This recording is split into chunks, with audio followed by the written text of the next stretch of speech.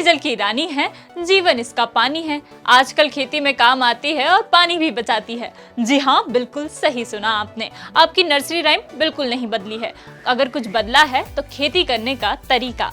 भारत में traditional farming, poly farming, hydroponic farming के बाद अब एक्वापोनिक फार्मिंग होने लगी है, वो भी मछली की मदद से। आज की पॉजिटिव स्टोरी में बात देश के सबसे बड़े एक्वापोनिक फार्म की।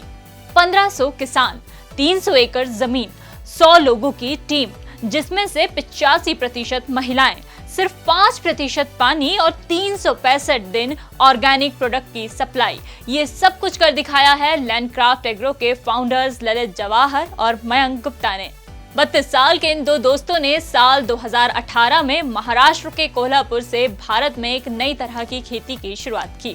लेकिन इस कहानी की शुरुआत होती है साल 2007 में IIT बॉम्बे के इंजीनियरिंग स्टूडेंट मयंक से।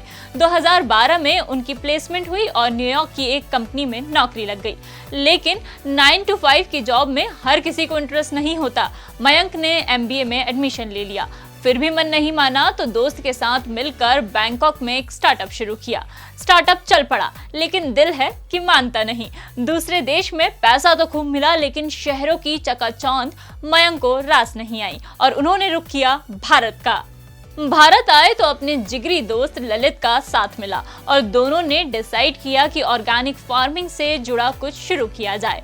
US, चाइना, इजराइल, हांगकांग जैसे देशों में रिसर्च की तो भारत के लिए एक्वापोनिक खेती सबसे फिट लगी और शुरुआत हुई लैंडक्राफ्ट एग्रो की।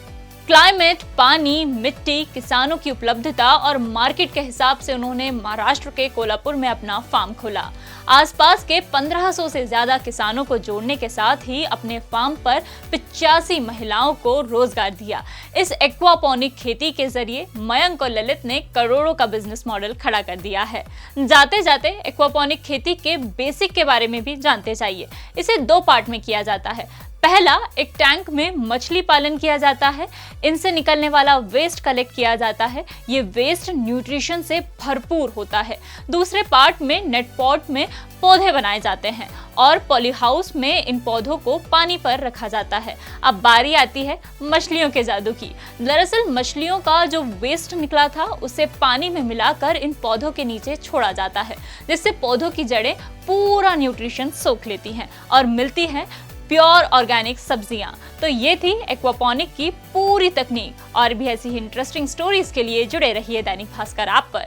शेयर और डाउनलोड करें दैनिक भास्कर ऐप।